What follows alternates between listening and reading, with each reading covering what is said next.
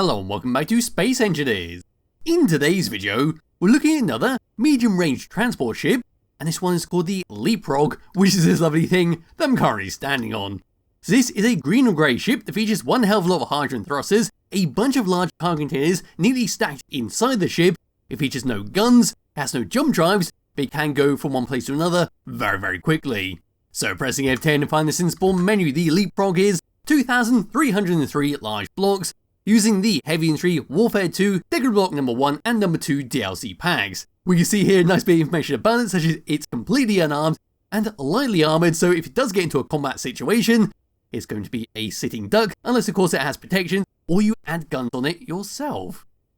So just go and give this a thumbs up, move around towards the very front, and then have a quick look around the outside, have a quick look at the interior, then go drive around for a bit, see how fast this thing actually is, then go through all the storage it has and what it can do.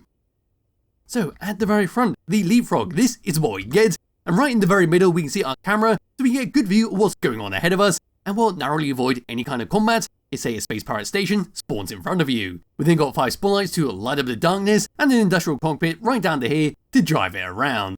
We also got 2 large hydrogen thrusters to help the thing stop, and the hydrogen thrusters are the only form of thrusters that appear on the ship, so they are good for being in space or on a planet. If we were to get up to here and move a bit closer over to here, we've got a sensor block sitting on top of a remote control, because we can use this as a remote control drone if you want to do that. Moving up slightly, then got an antenna to make sure we can always find this thing. Then pulling away from here, move around onto the side, turning off my light, that will come to the opposite side where the sunlight is. Here we go. We see one hell of a lot of grey steel blocks. There's a doorway to get in and out. There are no double doors on this, so there is no airlock system, but it does not matter because there is no airtight interior, so do make sure you stock up on oxygen bottles if you are planning to drive around in space for a long time. We're going to move across, more hydrogen thrusters, some windows here inside, and over to this section we then see a reactor, a hydrogen engine, sitting behind some window blocks, give it a little bit of protection, and of course to see it from the outside. Round towards the back of this thing, here we go, we've got our industrial hydrogen tank, so sitting once again behind some window blocks. Then at the very back of this thing, we've got industrial hydrogen thrusters to push this thing around.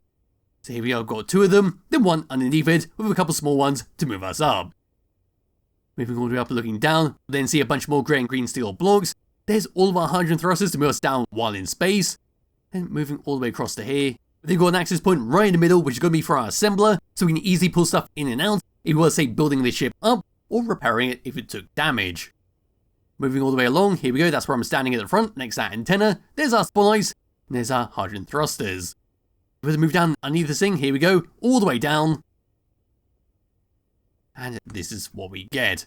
We see 2 more large hydrogen thrusters. Towards the middle, a camera connected setup to dock this thing up.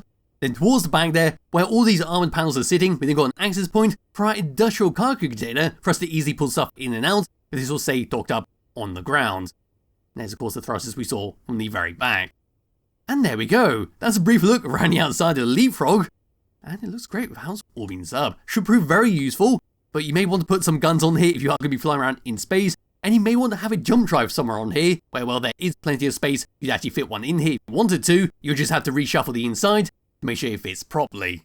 So now what I can do is grab on my character, and time to come around to one of these side points where our door was sitting, right here. So here we go, going to land all the way down, open up the door, close it right behind me, and this is what we get on the inside. So walking around on a bunch of catwalks, where we can see, well, just below there where our hydrogen tanks are sitting, all our conveyors, and everything connecting up to our thrusters on the side. There's our cargo container sitting right there. We've got some gyroscopes to help move this thing around. There's a projector, and as we had to walk all the way along and turn off my lights, we then see even more cargo containers for us to store all the stuff inside. There's of course some modules sitting on the side of our assembler that we can access from the top. Then towards the back here, just more and more cargo containers. Anyway, putting my light on, walking towards the opposite side. Here we go. And there we are, we've got ourselves an ore detector, so you can go out and pound scout for ore patches if that's what you want to do with this ship.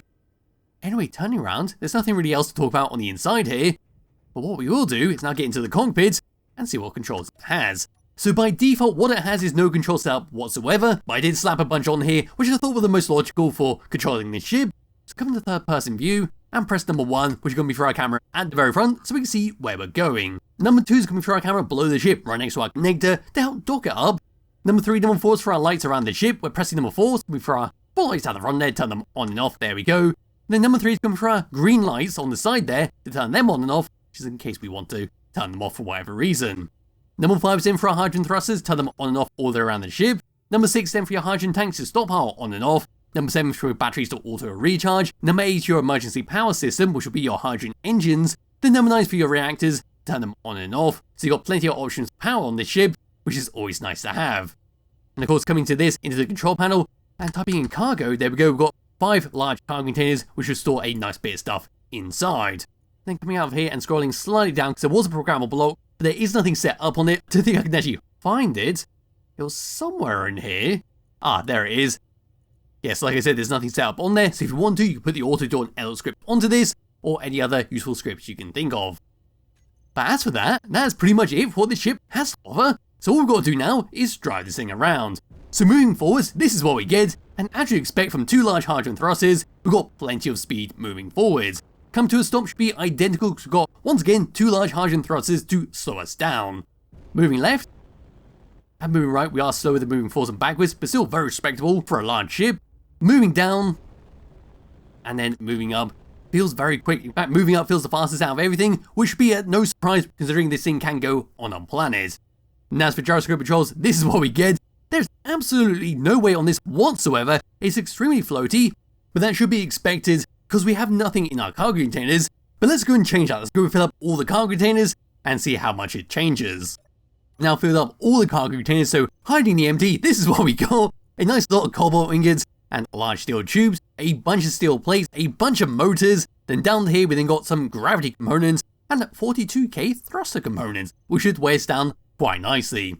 So moving forwards again, as you can see, instead of being very quick as we were, we are now exceptionally slow moving forwards, but we will be able to get up to 100 meters per second in a reasonable amount of time, especially if we're going to be cruising along to our destination.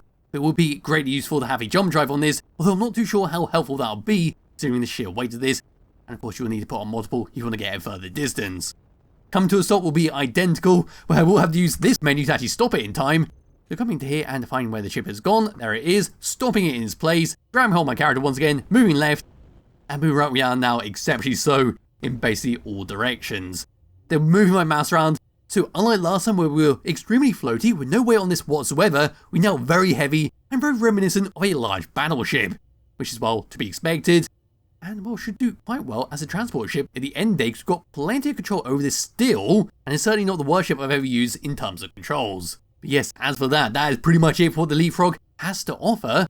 So the only thing left to do is to slam this into an asteroid and see how it crumples.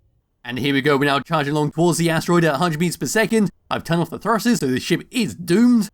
And just having a quick look down here before we actually crash into it. This little gap below the ship where our thrusters are sitting, you could attach onto jump drives if you want to, especially at the back where the armor panels are sitting, right next to our industrial cargo container. That's entirely up to you if you want to do that. But yes, any second now, or at least in 10 seconds time, we'll actually slam into the asteroid, and that'll be that for this video.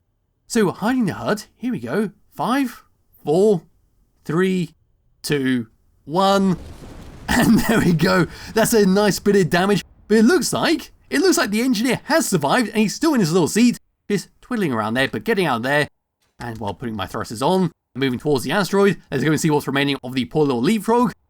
And down to here, that's quite a lot of damage, a very odd shape damage in fact, but you can see where a thruster hits straight into there. That's a very odd shape, and it's being lit up by the flames off that hydrogen thruster, but not much is remaining. It looks like all the cargo containers are hydrogen tanks, and pretty much all the thrusters have been destroyed. The only thing we've got left is that back section, where we've only got a couple of thrusters still in one piece, but nothing else really worth salvaging. But anyway, that is that for the Leapfrog. There'll be a link to its description below to start and play around yourself. Highly recommend you do.